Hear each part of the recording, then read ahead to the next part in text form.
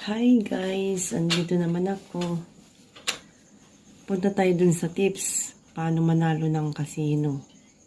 Diba pag nag-register ka, ngayon, nag-cash in ka ng any amount, ang gawin mo lang, bet ka muna ng low bet.